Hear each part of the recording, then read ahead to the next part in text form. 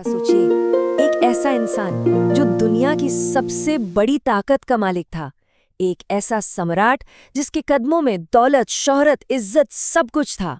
ये कोई और नहीं बल्कि रोमन सम्राट मार्कस ऑरेलियस थे। एक ऐसा नाम जिसे इतिहास के सबसे महान, सबसे समझदार शासकों में गिना जाता है। पर इतनी ताकत और रुतबे के बावजूद पता है वो हर रात क्या करते थे? वो अकेले में वक्त निकालते थे, सिर्फ अपने लिए। अपनी एक निजी डायरी में लिखते थे, खुद से सवाल करते थे, अपनी कमियों को टटोलते थे और एक बेहतर इंसान बनने की कोशिश करते थे। वो अपने डायरी में खुद को बार बार एक ही बात याद दिलाते थे, ये जिंदगी बहुत छोटी है, इसलिए इसे सही तरीके से जीना जरूरी है। और यकीन मानिए, ये कोई मामूली डायरी नहीं थी। यही डायरी आगे चलकर दुनिया के सामने आई मेडिटेशंस के नाम से।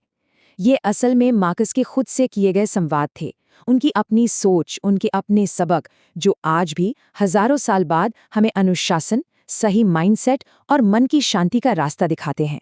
तो सवाल ये है कि इन सारे सबकों की जड़ क्या है? वो कौन सा एक बुनियादी नियम है जिसपे ये पूरी फिलॉसफी टिकी है? चलिए इसी पर बात करते हैं। और वो नियम बड़ा सीधा सा है। स्टोइक फिलॉसफी का जो सबसे बड़ा आइडिया है वो ये है कि अपनी जिंदगी को दो हिस्सों में बांट कर देखो। एक तरफ वो चीजें हैं जो हमारे कंट्रोल में हैं, जैसे कि हमारी सोच, हमारे फैसले, हमारे काम। और दूसरी तरफ वो चीजें हैं जिन पर हमारा कोई कंट्रोल नहीं, जैसे मौसम, दूसरे लोग हमारे बारे में क्या सोचते हैं या भविष्य में क्या होगा। मार्कस कहते थे कि असली शांति तब मिलती है जब हम अपना पूरा ध्यान सिर्फ उन चीजों पर लगाते हैं जो हमारे बस में हैं और बाकी सब कुछ स्वीकार कर लेते हैं। बस यही एक सोच सारी फ्रस्ट्रेशन खत्म कर देती है। ठीक है, ये बात तो समझ आ गई, लेकिन कंट्रोल का ये आइडिया हमारी अंदरूनी दुनिया पर, मतलब हमारे मन पर कैसे काम करता है?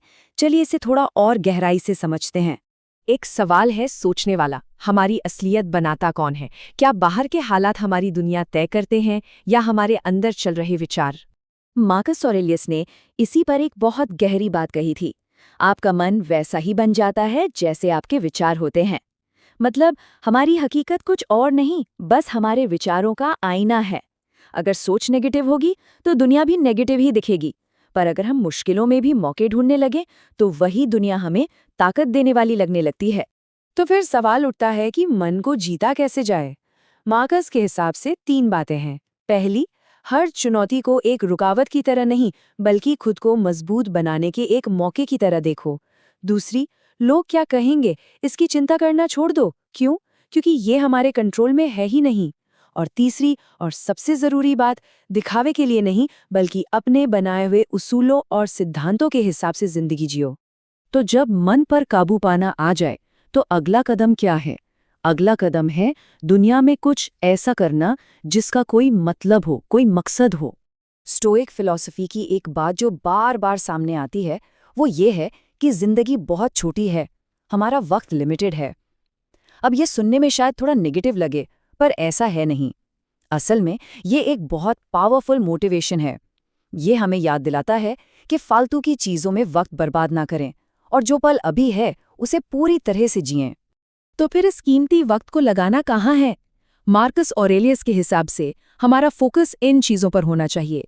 कोई ऐसा काम जो हमें मीनिंगफुल लगे, अपने कैरेक्टर को, अपने उसूलों को मजबूत बनाने पर, दूसरों की मदद करने पर, खुद पर अनुशासन रखने पर, और सबसे जरूरी हर एक पल में मौजूद रहने पर, उसे पूरी तरह जीने पर।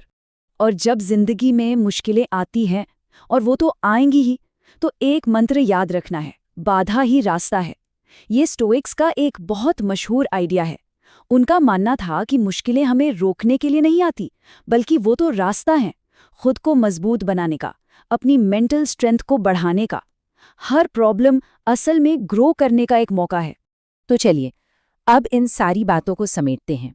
एक सम्राट की इस 2000 साल पुरानी पर्सनल डायरी से हम आज क्या सबसे जरूरी सबक सीख सकते हैं? सबक नंबर 1, सिर्फ उन चीजों पर फोकस रखना है जिन पर हमारा कंट्रोल है, बाकी सब जाने देना है। नंबर 2, हमेशा याद रखना है कि हमारी सोच ही हमारी हकीकत बनाती है। नंबर 3, एक मीनिंगफुल और डिसिप्लिन्ड जिंदगी जीनी है। नंबर 4, हर मुश्किल को आगे बढ़ने का रास्ता मानना है। और नंबर 5, सिर्फ और सिर्फ आज में जीना है, वर्तमान में। सोचिए 2000 साल गुजर गए, दुनिया कितनी बदल गई है। हमारी टेक्नोलॉजी, हमारे समाज, सब कुछ बदल चुका है। लेकिन एक चीज है जो नहीं बदली, वो है इंसान का स्वभाव, उसकी बुनियादी जरूरतें, उसके डर, उसकी उम्मीदें और एक अच्छी सुकून भरी जिंदगी जीने की चाहत, वो आज भी वैसी ही है। और शायद यही वजह है कि 2000 साल पहले अंधेरे में बैठकर एक सम्राट ने जो कुछ भी लिखा था, वो आज भी हमें रोशनी दिखा रहा है और लाखों लोगों की जिंदगी बदल रहा है। तो आखिरी सवाल यही है, क्या ये हजारों साल पुराना ज्ञान आज की इस भाग-दौड़ भरी जिंदगी में भी उतना ही काम का है? क्या ये आज भी हमें रास्ता दिखा सकता है?